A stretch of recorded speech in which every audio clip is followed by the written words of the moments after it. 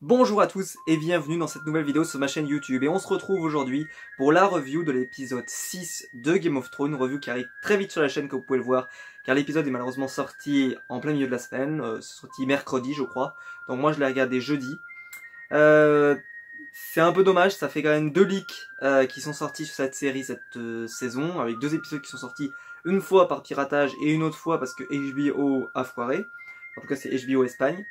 Donc c'est un peu dommage. Alors la première fois je l'avais pas regardé parce que j'avais regardé les premières minutes et en fait, les premières secondes et j'ai vu que le son et l'image étaient absolument dégueulasses. Alors que là, vu que ça s'est produit en Espagne, disons que ceux qui ont récupéré l'épisode, vu que c'était l'épisode officiel HBO Espagne, il était d'excellente qualité en VO. Donc il n'y avait pas de souci pour le regarder. Je pouvais pas me résister et je pouvais pas résister à regarder l'épisode. Et donc ça va permettre qu'on fasse la review très très vite. Et donc on se retrouve tout de suite après le générique pour parler de l'épisode.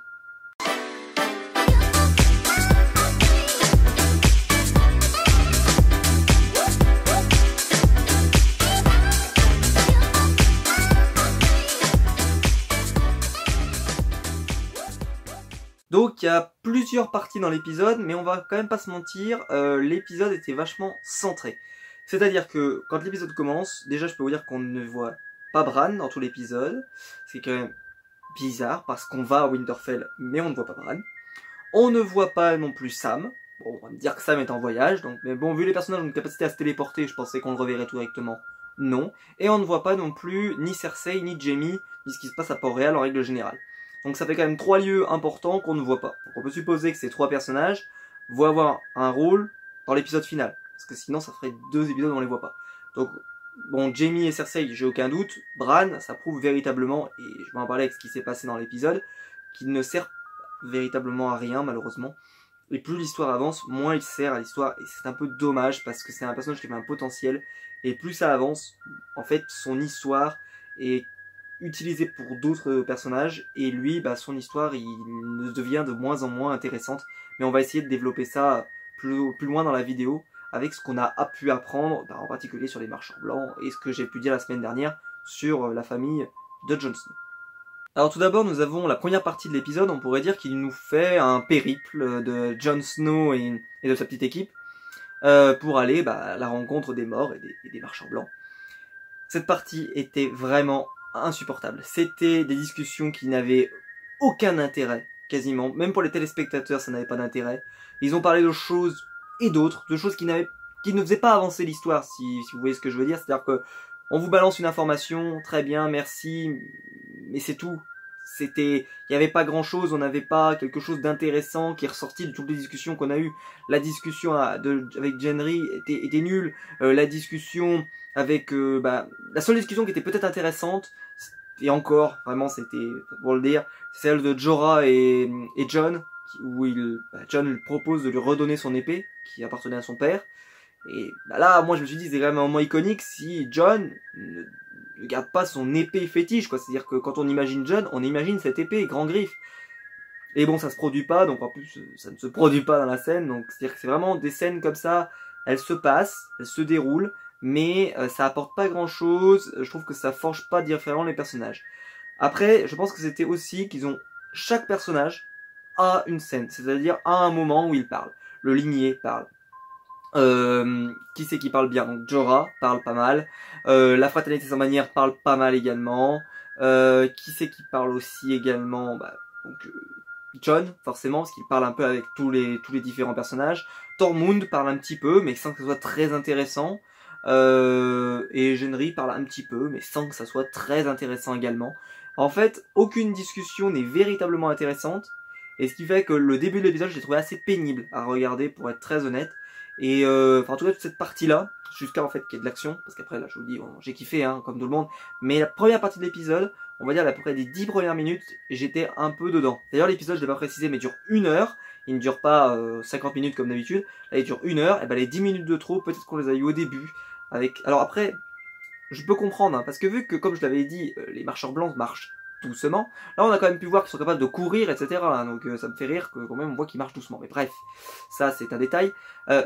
Jon, en fait, c'était pour montrer que les marchands blancs sont encore loin. C'est-à-dire qu'il leur faut plusieurs longtemps pour tomber sur des marcheurs blancs. Ça crée des petites incohérences, parce que quand ils ont marché pour la première fois, quand Sam tombe sur un marchand blanc, il n'est pas aussi loin. Enfin, en tout cas, ça me semblait pas être aussi loin. Donc en fait, ça veut dire qu'ils sont encore plus loin que ça. Il y a une notion de distance qui est très très compliquée. Alors ça gâche pas l'épisode, attention, mais voilà, c'est toujours ce problème avec la distance de comment ils arrivent jusqu'à là-bas, pas très intéressant. Donc c'est vrai que cette partie-là, un peu de l'épisode, m'a énormément déçu.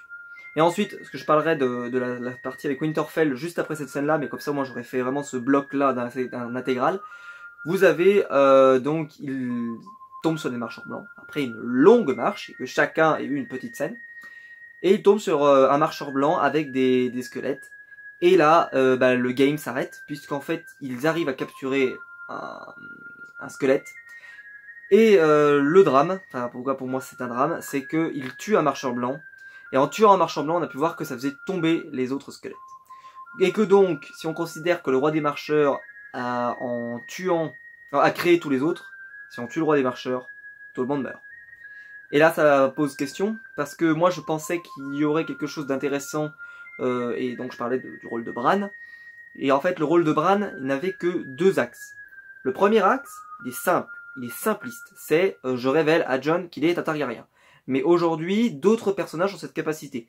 Ça peut être soit Sam, soit Vert. Donc, c'est pas intéressant. Par contre, mais bon, ce sera peut-être Bran au final.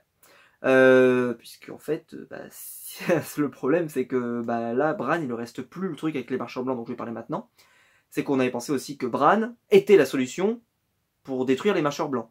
Peut-être une solution qui se trouvait dans le passé, pas mal de théories là-dessus. Bran pouvait être cette solution ultime. Et en plus, il a vraiment établi une relation avec les marcheurs blancs. C'est un personnage. Et en fait, on se rend compte que ça va se régler d'une manière toute simple, c'est qu'il faut tuer le roi des marcheurs. Et à quoi va servir Bran dans cette histoire? Parce qu'on a pu voir que Bran, quand il prend le contrôle d'un corbeau, il suffit que le roi des marcheurs fasse un mouvement de la main et il contre sa prise de possession, on pourrait dire. Donc ça donne une moindre importance à Bran. Bran n'était pas là dans l'épisode d'ailleurs. Et j'ai le sentiment que Bran, ils en ont fait un personnage qui malheureusement va se révéler moins utile que ce qu'il aurait pu être, je pense, dans l'idée qu'on aurait pu avoir du personnage avec la corneille, etc., etc. Et ça, c'est un peu dommage, parce que quand même, ce personnage, je pense qu'ils avaient quand même créé, ils ont construit, et ce personnage s'effondre progressivement, parce que les deux choses qui l'ont construite, c'est-à-dire savoir quelque chose sur Jon, et également d'avoir une relation particulière avec les marchands blancs, tout ceci s'effondre, parce que s'il suffit juste de tuer des marchands blancs, avec de l'acide valérien ou du ver dragon, ils n'ont pas besoin de Bran pour ça. Ils n'ont pas besoin de Bran. Donc la question qui va se poser, c'est à quoi va servir Bran pour la fin de la série, et pour l'instant, j'ai même pas la réponse. C'est-à-dire que je suis pas capable de vous faire une théorie sur à quoi sert Bran aujourd'hui, parce que si c'est pour révéler l'affaire Targaryen, c'est très bien, mais c'est pas suffisant pour moi pour que le personnage ait autant misé dessus, ça me semble épatant. Et vraiment, je suis assez déçu du traitement de Bran, et en fait que ça soit passé comme ça, c'est-à-dire que on soit capable de détruire l'armée des morts juste en tuant des marcheurs blancs, c'est plutôt un point très positif, parce que ça veut dire qu'il y a un moyen de gagner. Alors quand on voit la gigantesque armée, on se demande, même si on va y revenir juste après. Franchement, il est super badass, et j'ai trouvé que là, ça manquait vraiment pour Bran qu'il soit dans cet épisode, parce qu'un épisode centré sur les marchands blancs sans Bran, ça montre quand même quelque chose, que son influence sur l'histoire s'est vachement dégradée à travers les saisons. Et que j'ai peur que dans l'ultime saison, son intérêt soit assez limite. Mais j'espère être surpris, et voilà, on verra bien dans les prochains épisodes. Et je pense que ce sera plutôt dans la saison prochaine qu'on verra à quoi sert Bran vraiment dans la série. Donc en même temps qu'on avait toutes ces petites scènes dans le nord, au nord du mur, avec donc chacun qui racontait sa vie à Jon, et pourquoi il en est arrivé là, oh mon Dieu Seigneur. Donc des scènes absolument intéressantes et géniales, hein, vous l'avez tous bien compris à quel point ça m'avait vraiment passionné. Eh bien, on en arrive à deux petites parties en fait de l'univers de Game of Thrones qui sont développées. Donc la première, c'est celle entre Sansa et Arya. Donc je vous avais dit que je ne voyais pas l'objectif, sauf si c'était que Arya se retourne contre Sansa. C'est ce qui se produit. Le souci, c'est que tout l'épisode nous amène à que Arya peut tuer Sansa. Et je repose la question, c'est un plan mené par Peter Baelish. Peter Baelish est amoureux de Sansa Stark, tout le monde le sait, c'est criant de vérité. si Arya avait trucidé Sansa dans cet épisode, eh ben, il aurait tout gagné, le monsieur. Il aurait tout gagné. Là, il perdait tout. Voilà, ça y est. Son amour pour lequel il fait tout ça, eh ben, c'était fini. C'est-à-dire que cet épisode, heureusement qu'Arya ne tue pas Sansa. Heureusement. Mais je peux vous dire que j'y ai cru parce que je me suis dit mais c'est pas possible. Et puis après je me suis dit c'est pas possible parce que si jamais c'est ça, Peter Baelish a fait un plan qui est complètement débile. Et vraiment. Et d'ailleurs, je pense qu'il a de la chance parce que Arya a un tempérament hyper explosif, à vouloir punir, etc. Et on se souvient que Sansa était à ça quand même d'être sur la liste, sur sa liste. Donc il n'y a pas de souci là-dessus. Donc je suis très surpris que ce plan provoque ça. Donc comment on peut en parler? C'est-à-dire que Arya dévoile le contenu du message. Sansa se défend. Comme je l'avais dit d'ailleurs dans l'épisode, elle se défend. Elle dit que elle n'avait pas le choix de le signer, ce qui est vrai. Mais Arya ne comprend pas. Et ce qui donne d'ailleurs cette image un peu d'enfant pourri gâté. Et ça j'aime pas trop parce que le personnage d'Arya ne nous avait pas amené à penser ça d'elle. Parce que là c'est pas le côté femme d'honneur, etc. Non, là Sansa essayait de sauver son père qui était au trou et qu'elle pouvait l'envoyer au mur et puis éviter que Robb et Cersei s'opposent et qu'il y ait une guerre meurtrière. Ce qu'elle a fait, elle l'a fait, elle n'avait pas le choix déjà, elle n'avait pas vraiment le choix puisque quand elle était à Port-Réal, elle était sous domination de Cersei, si elle ne faisait pas ce qu'elle demandait, c'était terminé. Il n'y avait pas le choix, elle était aussi prisonnière, on va pas se mentir, elle n'était pas en tant que elle se baladait dans les jardins à attendre, non, on le voyait tous, elle était prisonnière à ce moment-là, même si elle n'était pas enchaînée, mais elle était prisonnière. Tout comme la fille de Cersei et Jaime qui était qui était à Dorne, eh ben, elle était emprisonnée, même si elle n'avait pas de chaîne aux pieds, mais elle était emprisonnée également. Voilà, donc c'était tout plein de choses comme ça qui m'ont énormément surpris et déçu. Et j'ai hâte d'avoir la résolution de cette énigme parce que je pense que le plan de Peter Baelish, on n'en a pas vraiment l'objectif final. Parce que l'objectif final ne peut pas être, comme je l'ai dit, que Arya bute Sansa. Et ça, c'est vrai que cette scène-là, et puis la scène dont on parlera à la fin, tout ça, en fait, tout ce qui a mené à la scène finale, dans les scènes entre Arya et Sansa, m'ont pas mal déçu. Donc ensuite, on a eu Arya Sansa qui a reçu un message. Elle envoie Brienne, Torse, qui doit la représenter vers Cersei. Donc ça, j'ai pas grand chose à dire là-dessus. Je sais pas trop ce que ça veut dire pour l'instant, parce qu'on sait que c'est pour montrer pour les marchands blancs, etc. Mais sauf que le souci, c'est que pourquoi y envoyer Brienne? Je comprends pas vraiment des masses. Donc c'est vrai que ça c'est quelque chose qui m'a un peu échappé, parce que Jon va y être à cette réunion, c'est quasiment évident. Et Jon représente son royaume, donc pourquoi envoyer Brienne? Je trouve ça assez étonnant. Bon, j'ai pas d'avis. Je pense que c'est pour occuper Brienne qui n'a rien à faire de ses journées, donc on l'occupe. On occupe ce personnage le temps que y ait quelque chose un peu guerrier qui va se produire. Ensuite, alors, on a une discussion entre Sansa et Peter Baelish, discussion pas intéressante, comme d'habitude, entre les discussions entre Sansa et Peter Baelish sont pas intéressantes, et on comprend difficilement, voilà, les objectifs de chacun, et c'est vrai que cet arc Winterfell est pour l'instant assez décevant, mais j'ai hâte de savoir où ça va, parce que tant qu'on sait pas où ça va, en fait, on saura qu'à la fin si c'était du très bon ou du très mauvais, et Game of Thrones nous a plutôt habitué à du très bon, en tout cas dans cette saison, donc je reste confiant, voilà, et peut-être qu'on aura la mort de Peter Baelish comme je l'avais prédit à la fin de la saison. Il ne reste plus qu'un épisode. Malheureusement, ça s'est pas produit dans celui-là, donc je suis un peu dans la merde. Mais bon, espérons encore.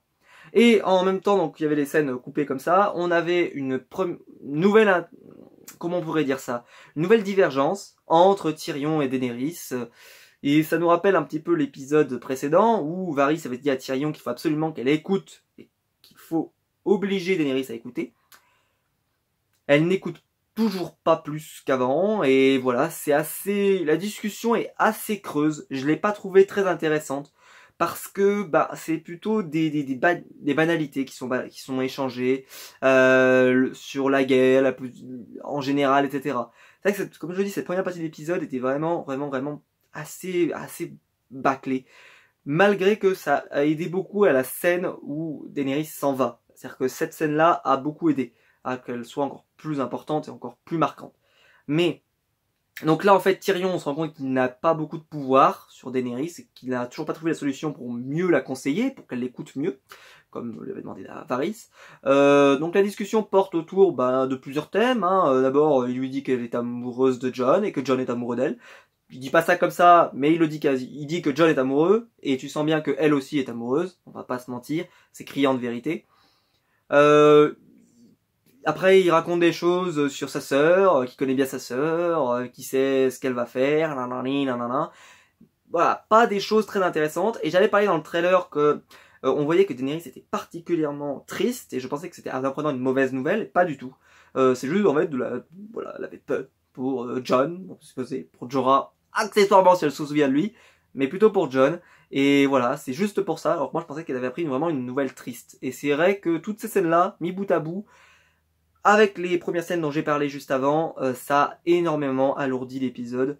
Donc à peu près le premier quart d'heure était assez insupportable. Et ensuite ça a été plutôt très intéressant ce qui s'est passé et on va en parler tout de suite. Et donc maintenant que j'ai parlé de quasiment tout ce qui n'allait pas dans l'épisode, maintenant on va parler de tout ce qui m'a fait kiffer ma race. De tout ce qui m'a fait me hurler devant ma télévision. Donc à partir de maintenant, c'est le moment où on va jouer les fanboys. Parce qu'avant il y a de l'analyse, maintenant c'est vraiment le fanboy de base. L'ours tueur. Rien que déjà, là, je pourrais mettre la miniature en haut, je pourrais écrire l'ours tueur versus le dragon, par exemple, ça serait ouf, un truc de taille. Oh là là, avec l'ours tueur, contrôlé par un marchand blanc, enfin, tué quoi, voilà. Oh que c'était classe. Et le côté, en plus, c'est les gars qui se battent avec l'épée en feu, c'est super classe. Contre l'ours, c'était encore plus classe. Mais sans déconner, les scènes avec l'ours blanc, c'était rien pour rapport à ce qui se passe après, hein. Mais juste ça, c'était ouf. Ah mais moi je me suis dit, mais c'est un truc de dingue. La scène avec l'ours, et j'arrivais pas à croire que, déjà, ils ont même pas encore rencontré des marchands blancs, pas des vrais marchands blancs, des cadavres, etc., qui sont déjà en train de crever. C'est-à-dire que je me suis dit, on va déjà perdre un ou deux personnages avant même d'arriver là-bas. Je me suis dit, mais c'est sûr que là, avant la fin, on va perdre au moins 3-4 personnages, comme je l'avais dit. Alors, en fait, ils ont trouvé un artifice et que j'avais pas trop vu, c'est que moi j'avais vu qu'ils étaient 7. J'avais pas trop vu qu'il y avait d'autres sauvageons, enfin d'autres personnes avec eux.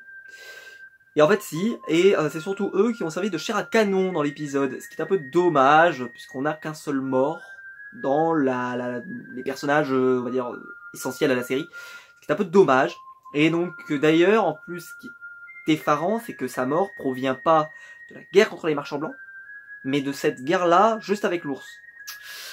C'est quand même très triste, je trouve. Je trouve que cette bataille aurait mérité, la bataille qu'on va parler juste après, aurait mérité un mort plus important. Mais bon, bref, la scène avec l'ours. Oh là là, j'ai kiffé ma race. J'ai kiffé ma race.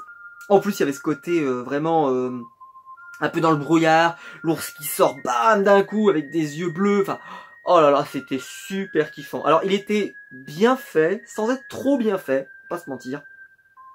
Mais je l'ai trouvé mieux bien fait, ça se dit, je ne sais pas, mieux fait que le loup Nymeria qu'on avait vu dans l'épisode 2 si je me souviens bien, que je trouvais assez mal fait. Là, ça allait. Franchement, ça allait, c'était plutôt bien.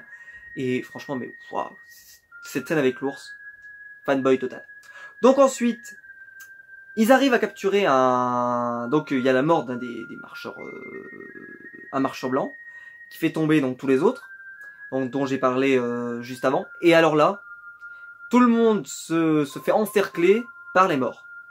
Sauf qu'en fait, on se rend compte qu'ils ne peuvent pas traverser parce que c'est un...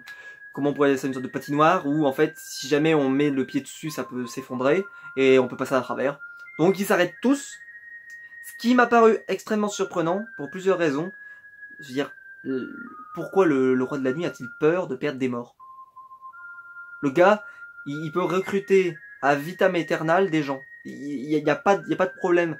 Il a une réserve de gens qui est inépuisable, puisqu'à chaque fois qu'il peut tuer des gens, boum, ils peuvent devenir des morts. Donc je me suis dit pourquoi pourquoi il attend.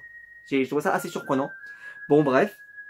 Et là il y a ce monde d'attente. Et alors là, contrairement à la première partie où j'ai dit que l'attente, le côté vraiment discussion sans intérêt fait perdre du temps à l'épisode, là on a la même chose, c'est-à-dire du temps.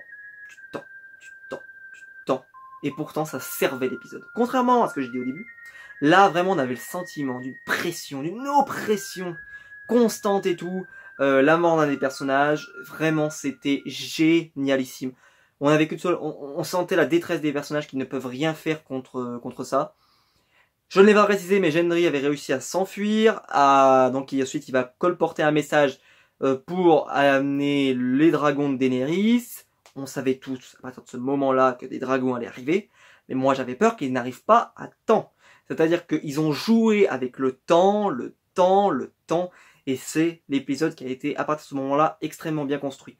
Au début, j'ai des doutes, là, rien à dire. Vraiment, c'est une merveille. Et donc, certains personnages discutent, on se rend compte que si jamais ils continuent à rester dans le froid comme ça, ils vont mourir de froid et de fatigue. C'est quoi. Et donc, se pose la question de est-ce que l'on va survivre? Est-ce que l'on va survivre à cette scène?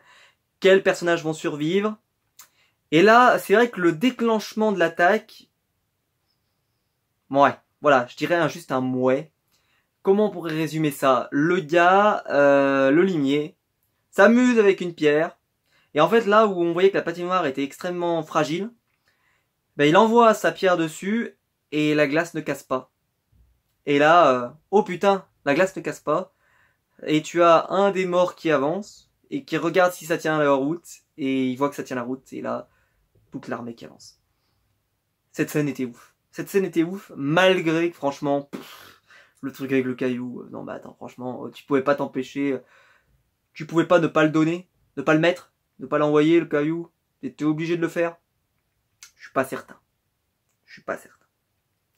Que dire après, donc vu qu'ils étaient vraiment encerclés, toute la menace est arrivée de tous les côtés.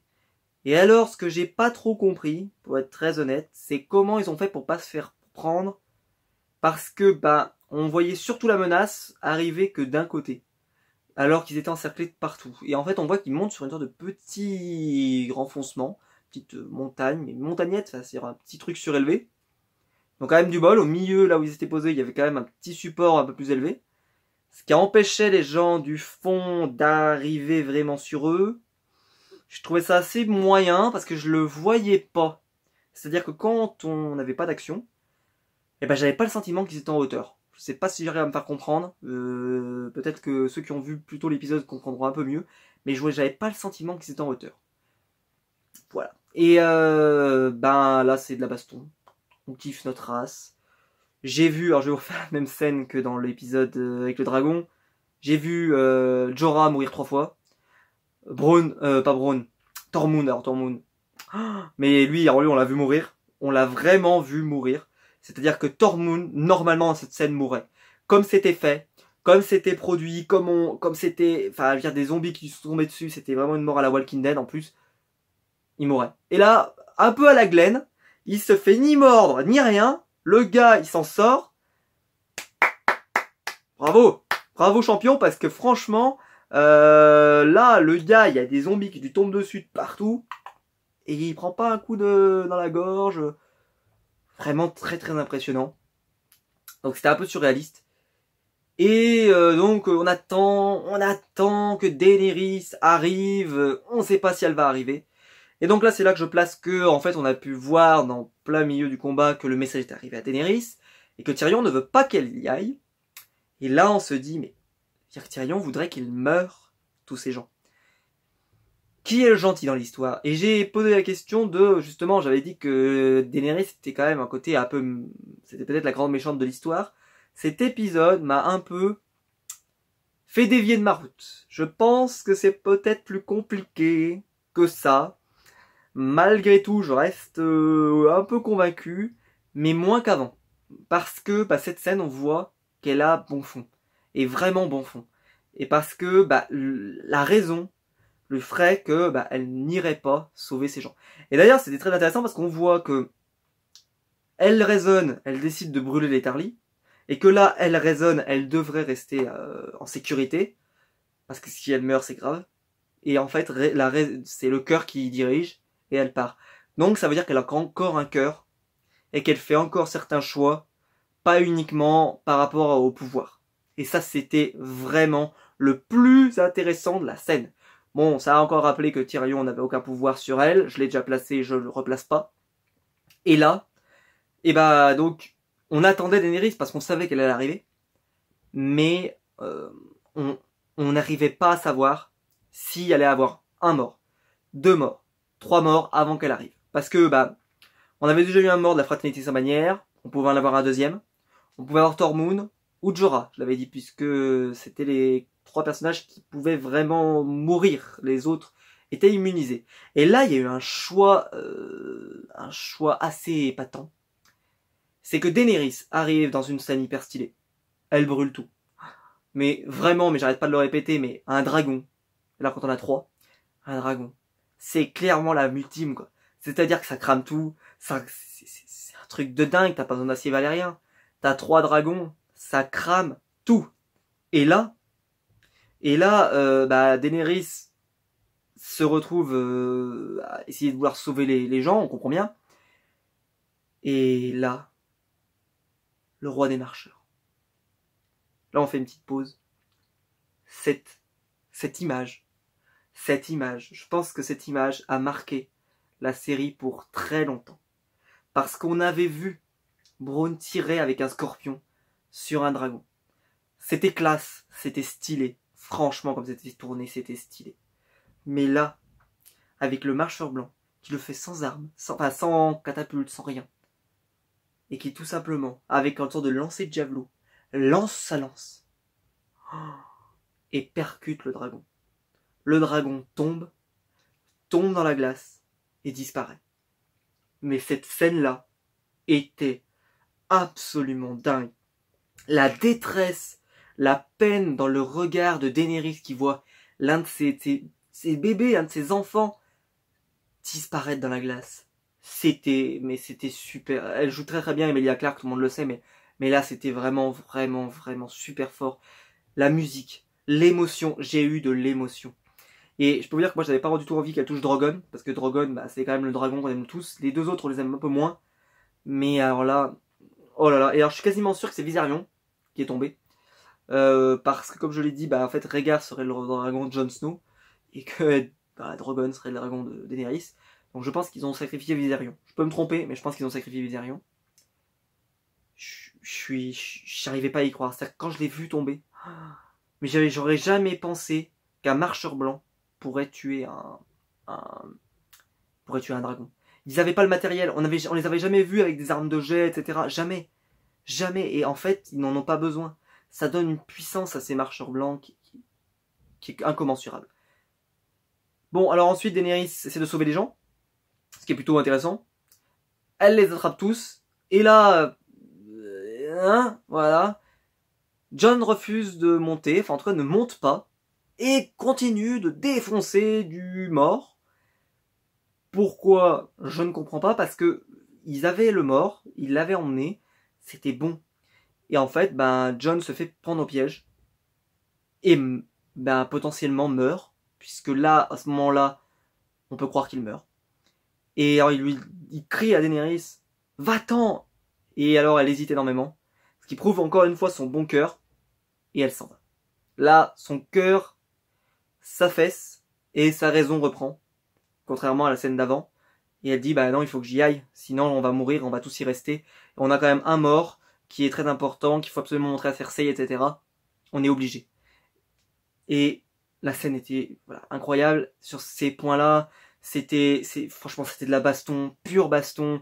Ça m'a moins fait kiffer que la scène avec le dragon et l'armée de Dothraki. Pour la simple et bonne raison que la charge des Dothraki, c'était clairement ouf. Plus ouf que ça. Mais ça, c'était quand même dingue. Quand même, la scène avec les morts, c'était dingue. Et là, bah, je vous avais dit, Jon avait une immunité parlementaire. Puisque tant qu'on ne sait pas que c'est un Targaryen, il ne peut pas mourir. Et alors là, je le dis, bravo HBO, bravo à tous les producteurs, tous les scénaristes, car j'y ai cru. Je suis le fanboy, hein, je vous le dis, j'y ai cru. Comme c'était fait, la musique épique, le côté seul, c'est-à-dire qu'il était seul, tout le monde qui regarde cette mort, quand il y a quelqu'un qui meurt mais qu'on le voit pas, que ça arrive, etc., on sait qu'il va pas mourir. Là, la caméra était posée sur Jon. Et je ne voyais pas surtout de moyens de s'en sortir. C'est-à-dire que je suis arrivé à un moment où je me suis dit, bah, comment John peut survivre? Et je n'avais pas la réponse. Et même d'ailleurs aujourd'hui, je trouve que la façon dont il a survécu est vraiment, franchement, la situation dans laquelle il était, c'était chaud. Bref, et en fait, c'est son oncle, Benjen, qui vient à cheval et qui le sauve avec une arme, franchement, classe à Dallas. Le truc, vraiment, mais c'était ouf. Il était énorme. La grosse, je sais pas comment ça s'appelle comme arme, pour être très honnête, mais c'était génial. Oh là, j'ai kiffé. Mais alors, quand je l'ai vu arriver, j'ai kiffé. Et il laisse partir John avec son cheval. Et lui, bah, il dit non, mais c'est bon, je reste, je sais pas quoi. Et on le voit se faire bouffer. Enfin, il est possible qu'il soit mort. Je pense qu'il est mort, personnellement. Mais c'est pas sûr, parce que vu qu'il est déjà un peu mort, puisqu'il a un peu un style marcheur blanc, c'est possible qu'il ne tue pas à nouveau. Voilà, s'il considère qu'il est déjà mort, bah, ils vont peut-être pas le retuer à nouveau. C'est une possibilité. Mais la scène avec Benjen était ouf. Et alors là, John s'en va. Et donc, bah là, on savait qu'il allait survivre.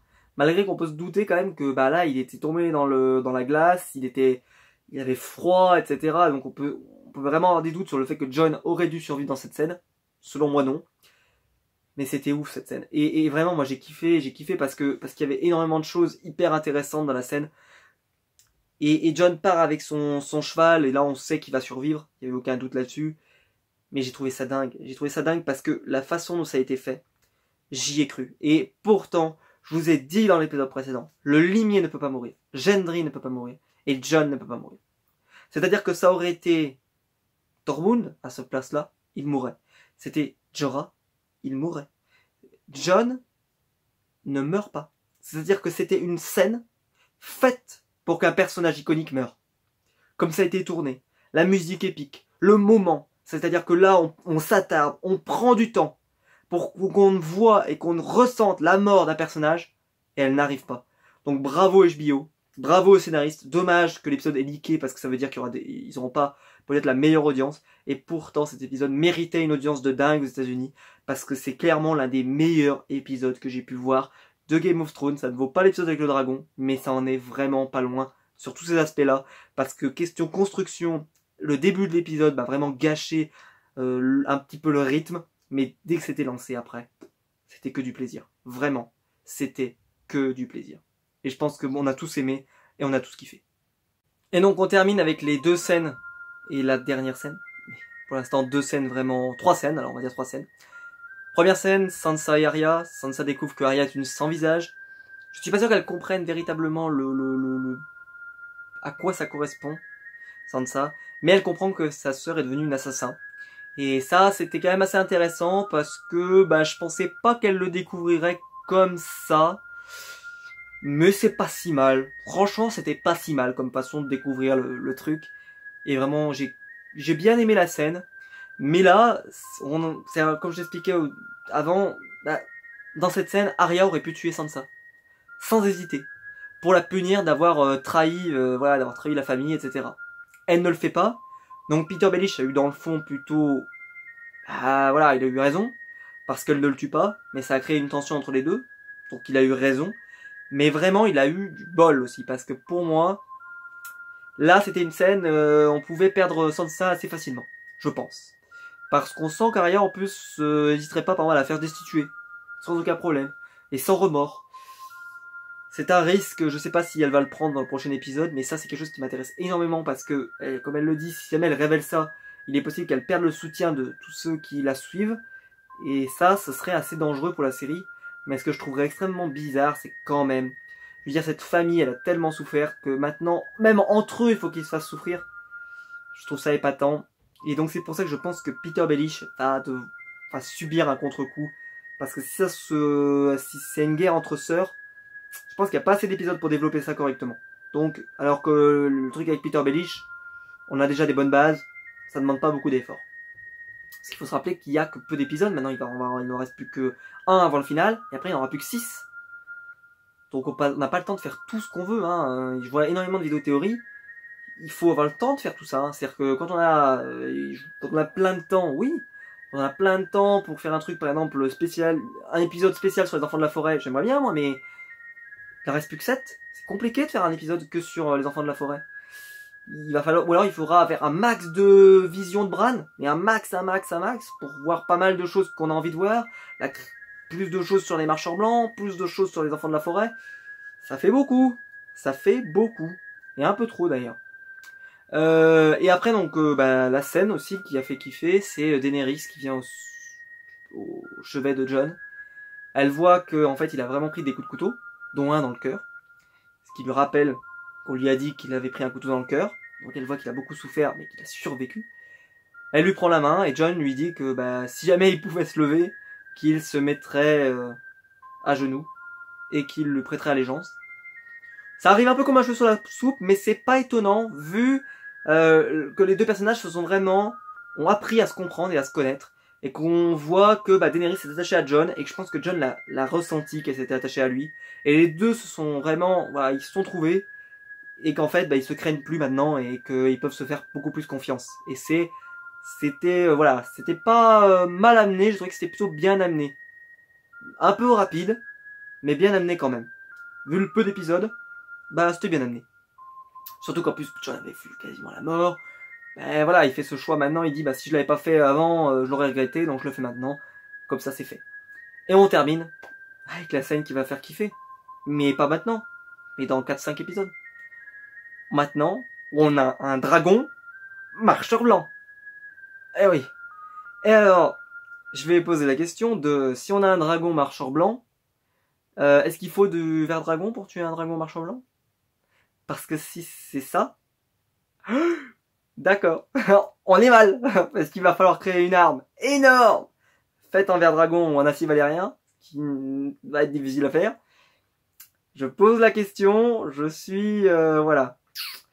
J'ai peur parce que, mais par contre, la scène était ouf. Le truc qui tire le dragon de l'eau, je comprenais pas forcément au début, puis quand j'ai vu la tête du dragon, j'ai fait, oh, non, il va pas faire ça. Il va pas faire ça. Parce que déjà, le truc de l'ours, c'était classe. Mais un dragon.